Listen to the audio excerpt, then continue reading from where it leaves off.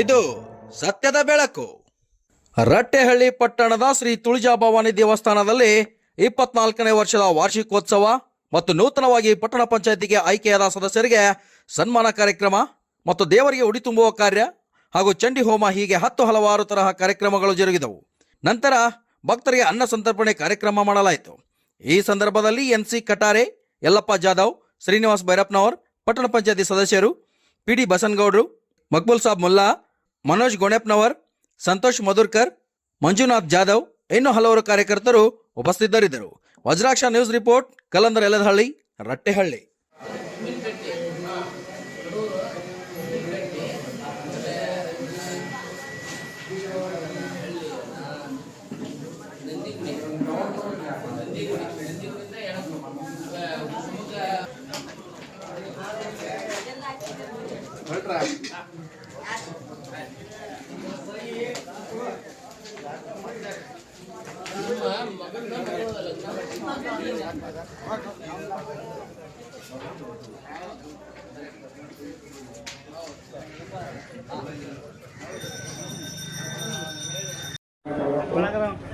ಪ್ರತಿ ವರ್ಷದಂತೆ ಈ ವರ್ಷವೂ ಸಹ ದೇವತೆಯ ಹೋಮ ಕಾರ್ಯ ಪೂಜಾ ಕೈಂಕರ್ಯವನ್ನು ಕುರಿತು ಈ ಸಂದರ್ಭದಲ್ಲಿ ರಟ್ಟೆಹಳ್ಳಿ ಪಟ್ಟಣ ಪಂಚಾಯತ್ಗೆ ನೂತನವಾಗಿ ಆಯ್ಕೆಯಾಗಿರ್ತಕ್ಕಂಥ ಎಲ್ಲ ಸದಸ್ಯರಿಗೆ ಸನ್ಮಾನ ಸಮಾರಂಭವನ್ನು ಕುರಿತು ಈ ಸಂದರ್ಭದಲ್ಲಿ ಅತ್ಯಂತ ಹೃದಯ ಸ್ಪರ್ಶಿಯಾಗಿ ನಮ್ಮನ್ನ ತುಂಬ ಹೃದಯದಿಂದ ಆಹ್ವಾನಿಸಿ ನಮಗೆ ಸನ್ಮಾನಿಸಲಿಕ್ಕೆ ಮೊಟ್ಟಮೊದಲನೇದಾಗಿ ಈ ಒಂದು ಕಮಿಟಿಯ ಅಧ್ಯಕ್ಷರು, ಯಾವತ್ತು ಪದಾಧಿಕಾರಿಗಳು, ಸಮಾಜದ ಮುಖಂಡ ಮಹಾಜನಗಳಿಗೆ ನಾನು ವಂದನೆಗಳನ್ನು ತಲುಪ್ತಾ ಇದ್ದೀನಿ.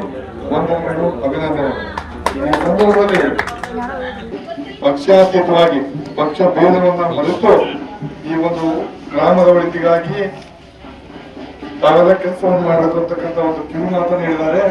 100ಕ್ಕೆ 100ರಷ್ಟು ನಮ್ಮ ವಿಚಾರವೂ ಸಹ ಅದೇ.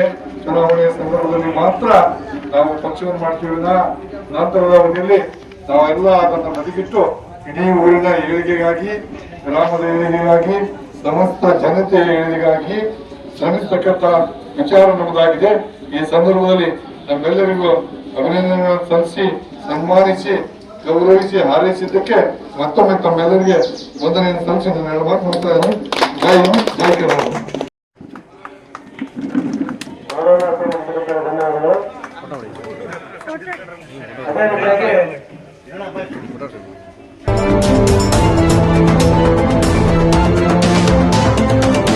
ವಜ್ರಾಕ್ಷ ನ್ಯೂಸ್, ಇದು ಸತ್ಯದ ಬೆಳಕು.